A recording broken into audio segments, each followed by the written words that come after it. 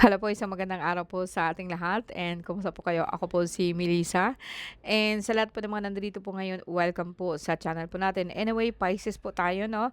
Nasa Pisces tayo, second segment po ng ating tawas ngayong taong 2026. And kung baguhan ka po, so ang ginagawa po natin dito is tinatarot po natin or tinitingnan po natin kung ano po ang nangyayari sa inyo. So this is tawas, no? And reminded lang po na hindi lahat po ng Pisces po ay masakit. So, para ito sa mga tao na may nararamdaman and gusto nilang malaman kung ano po nangyari sa inyo. So, kung baguhan ka man po, no, sorry po sa boses ko. And I think 3 weeks po akong hindi talaga po or wala po talaga akong boses, no. Siguro sa sobrang trabaho and sa sobrang pagsasalita, no. So, from to time po, magsisip po ako ng water. I'm so sorry. And yes po, no, please po sa baguhan, sabayan ninyo po ako sa dasal and ang dasal po natin is Latin. Latin po ng ating I believe in God and our Father and dasal po ng ating Jesus Nazareno. And so this is a general prayer, no. So hindi kahit po hindi po ikaw isang Katoliko, but since na Katoliko po tayo, so magbabase po doon ang aking dasal. But this is a universal prayer, no. Kumbaga sa akin, hindi siya limited sa mga Katoliko lamang.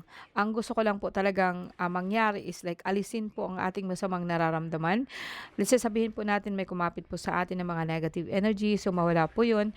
And magkakaroon po ng clarify or clarification po ang ating mind. O sabihin po natin na mawala po ang ating confusion or like say sobrang worry po kung ano po talaga nangyari sa atin. Lalo na po sa mga tao po na hindi kahit nagpapadoktor po sila, hindi po sila gumagaling, no? So, be with me, no, sa lahat po ng Pisces na nandito po ngayon. So, let us begin. Okay, be with me. So, isipin po ninyo ang araw na nakafocus po dito sa ating noo. And kalmahin po natin ang sarili, alisin po yung mga worry, alisin po natin yung nararamdaman po sa ating katawan. Like focus, no? Focus po kayo sa araw para po bagang siyang naka-sign or nakailaw po dito sa ating noo na part po. Para kahit papaano po, no? Imagine niyo lang po ang like a beam of light na galing po siya sa araw na nakaka-focus po dito sa inyong noo. So let's start.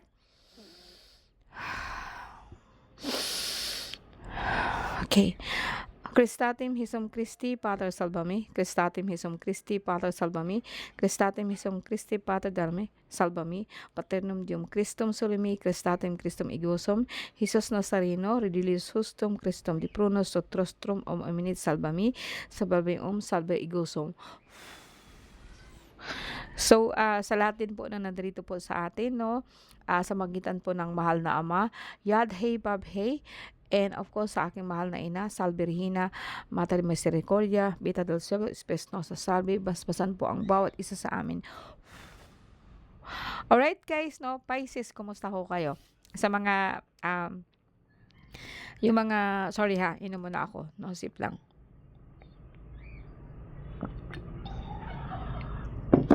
So, so sa mga nakasubaybay po sa akin, no, actually, ang gagawin po natin ngayon is tingnan natin yung unang spread. So, magbigay po ako ng 3 spread. Ang unang spread po natin is titingnan po natin yung ngayon, yung pinaka-situation po natin. And dito makikita natin kung napano tayo, ba't tayo nagkakaganito, or is it sa mind lang, or is it stress lang po tayo, no, whatever. And then, balikan po natin ang ating nakaraan. And ito po yung pangalawang spread po natin. Tingnan po natin kung bakit ka nagkaroon ng ganyang klaseng karamdaman, klaseng pag-iisip. Tingnan po natin nakaraan mo in the past, no? And then probably, magbigay po ako ng isa din pong spread pa, which is in the future, no? Kung magbabago po ba yung sitwasyon mo ngayon, just in case kung alam mo na.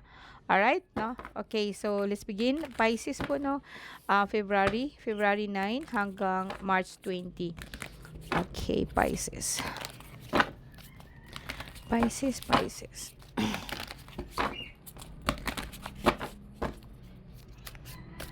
Pisces, September 2. February 19 hanggang March 20.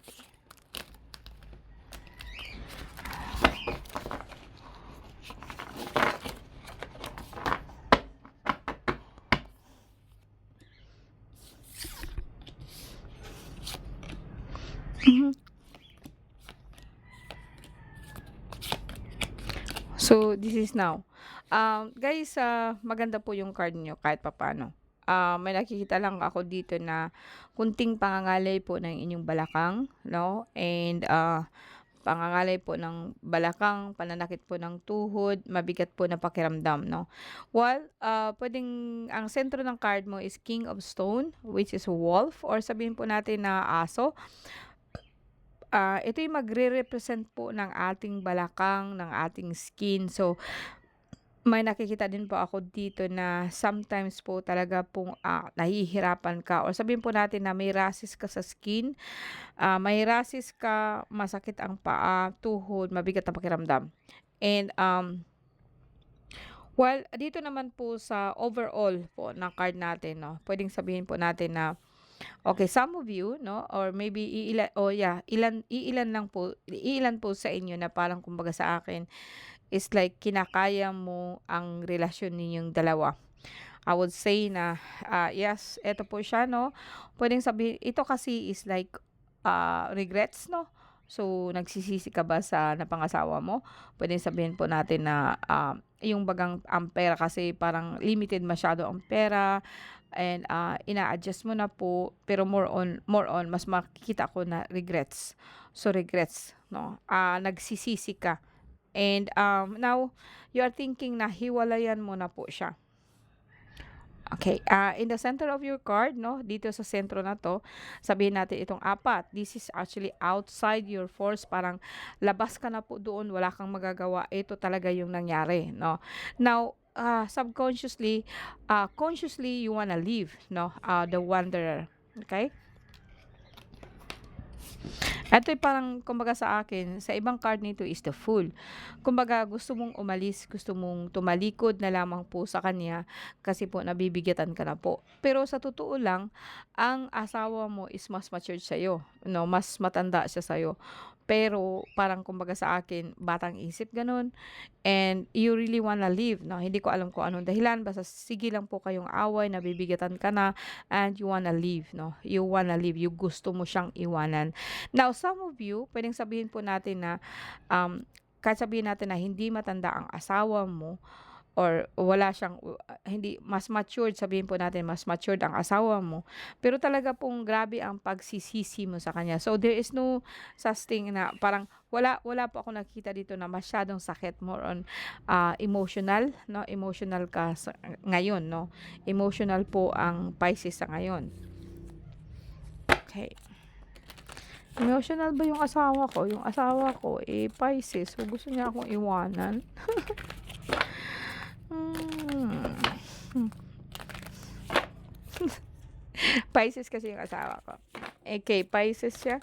And yeah, mas matured siya sa akin. Hindi naman siya galit. Hindi naman siya galit. Kaya lang, laging nakabusangot. Lalo na pag hindi mapagbigyan. Okay, now, sorry to say that ha. Okay, in the past, no, parang sabihin po natin dito na may nakikita kang sobrang um, parang bisyo, no? Ito yung nakikita mo ay nagagalit ka na doon. Kumbaga sa akin, lagi ka pong nagsasalita ka na po ng hindi maganda. And this is actually in the past. Pwedeng sabihin po natin na, well,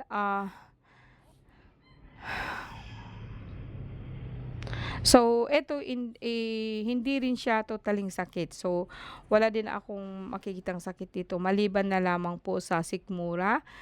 Parang lagi ka po nagugutom, no, gutom na gutom ka, no, and pananakit po ng likod, no.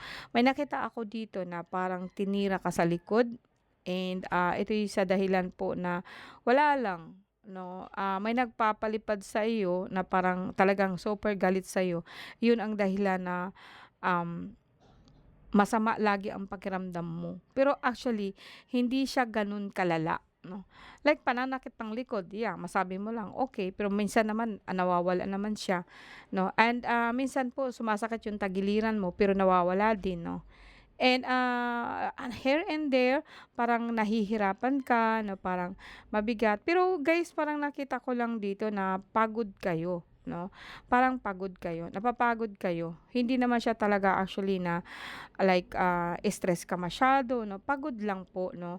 Lahat po ng Pisces po 'no diyan or some of you 'no, parang napapagod ka lang, may mga stress, may mga ano, pero ano ka, may nakikita din po ako dito na, yeah, gusto mo talagang magkaroon ng sasakyan and, gusto mong magkaroon ng sasakyan parang parang may ginagawa ka ngayon, super busy ka po. Kaya nga sinasabi ko na, ibalanse mo rin po yung katawan mo, kalusugan mo, Pisces, kasi para pong ang likod mo talaga ay sumasakit siya dito sa ano, ito po yung sa dahilan po ng sobrang ano, sobrang trabaho, sobrang focus ka. 'No, and, so also maganda pero para sa akin ipahinga mo lang. Sabi ko nga sa'yo wala akong nakikitang masyadong sakit sa'yo, parang yeah, nagsisisi ka ngayon sa asawa mo, pero more on trabaho, 'no, parang nabibigatan ka sa mga ginagawa mo. Puwedeng sabihin naman po dito na hindi naman totally asawa, kundi mga mahal sa buhay. Yung parang mga bata, may nakikita ako na mga bata, may nakita ako na yung bagang gusto mo talagang baguhin sila but there's something you cannot do about them kasi medyo may edad na rin po sila. Kasi nakikita ko guys, siguro ang mga lalaki na nandito sa akin, kung halimbawa isa ka pong Pisces, siguro nasa 50 plus ka na. And kung ikaw naman po is babae, parang yeah, isip mo kasi parang, eh, may edad na ako, gusto ko na sana magpahinga. And but then continuous po ang trabaho. I don't see any problem with you. Wala akong nakikitang super emotional or super ano. Ang alam ko lang talaga is like pagod ka and kaya po kung minsan po nakapagsalita ka po ng masakit. Pero hindi naman siya totally na talagang binabakbakan mo sila. Kasi eto kasi nakikita ko from time to time talaga parang pagod ka na. Yung lagi na lang po ikaw walang pera, ganito, ganyan. Sa pera naman kasi hindi rin naman ikaw masyadong emotional, as I said tama lang, balance lang 'no. Wala akong masyadong nakikita dito na super, super ano, super yung parang yung grabe yung pakiramdam mo or something or grabe po yung, ano mo 'no, na makikita po natin na halos po wala kang pahinga. Ito lang nakikita ko sa inyo guys na sorry. Okay, so in the future tingnan po natin 'no kung ano po talaga ang, may nakita akong good news po guys 'no, magkakaroon ka po ng isang sasakyan and bagong bahay 'no. Thank you and congratulations po talaga, ito nakikita ko 'no. And, ito yung wino-workout mo talaga na matutupad mo ngayong taon na 'to, okay. And in the future tingnan natin 'no, Pisces, okay. Pisces, yep. Well, mag-ingat ka din po sa kalusugan mo pagdating po sa prostate kung ikaw po'y lalaki, parang kumbaga sa akin bawasan mo ang sobrang pagkain po ng maaalat. Okay, now, while may mga bata akong nakikita dito, meron din po akong nakikita ditong matanda na parang galit na siya sa'yo. Pero ito kasi is like ano, ano lang 'to, like patay na siya 'no, wala na ho siya dito. Pero minsan ito ang dahilan kung bakit sumasakit ang ulo mo 'no, and, 'pag patay na guys 'no, ang ibig sabihin ng kaluluwa, parang inanuhan ka po ng kaluluwa. Pero ang kaluluwang ito is adjusted na 'no, like, she is actually part of kalikasan, parang gano'n 'no. So kung minsan may mga rashes ka, masakit ang isang ulo, parang pakiramdam mo nagchi-chill ka, malamig ang pakiramdam, yung parang may lagnat ka sa ilalim 'no, that's what I mean 'no. And, ito po'y dahilan po sa infection 'no, please huwag ka masyado pong mag-aano po ng maaalat kasi talaga pong barado po ang pag-ihi mo. Now 'pag ikaw po'y lalaki o ikaw po'y babae, puwedeng sabihin ko kako may problema ka po sa matres. So, ito ang dahilan kung bakit nangangalay ang likod mo, ang balakang mo, lower back 'no, pero hindi siya UTI 'no. Hindi rin naman siya something like ano, parang 'pag nagreregla ka ba 'no, parang nahihirapan ka. So, connected po siya doon 'no. And, dito naman, yeah, in the past okay po siya, wala naman itong problemang matandang 'to, eh, kasi maaalis din po 'to 'no. And, minsan kasi parang malakas siya 'no, kahit kaluluwa na lang siya. Because something po na alam niya kung sino siya and alam niya kung ano po ang kanyang gagawin. This is why, sabi ko, okey lang po kahit, nandito siya or nandiyan sa sa'yo. You can do this, Pisces. Kayang-kaya mo po na gampanan po itong gusto niyang ipaano sa'yo. Yung parang kaya mo naman po ito, no? Wala akong nakikita dito na. And dito naman, parang may nakikita ako itong baby, no? Parang may nakita akong baby. Pero hindi sa'yo. Hindi ko nakikita na immediate kin mo ito. Parang may baby po dyan na kinatutuwa mo po masyado. Anyway, din sumunod dito, like in the future, overall, pabalik-balik lang ho. Wala akong nakikita dito something like pinaplano mo. Yes, gusto mo magkaroon ng sasakyan, but your mind is like on hold. May bago kang bahay but still ongoing. So, wala ikaw plano umalis, wala ikaw plano po na ano, as is po ang mind mo, as is po yung card mo. So, ito naman pong sinasabi ko parang may lagnat ka sa ilalim. So, magpahinga ka konti minsan.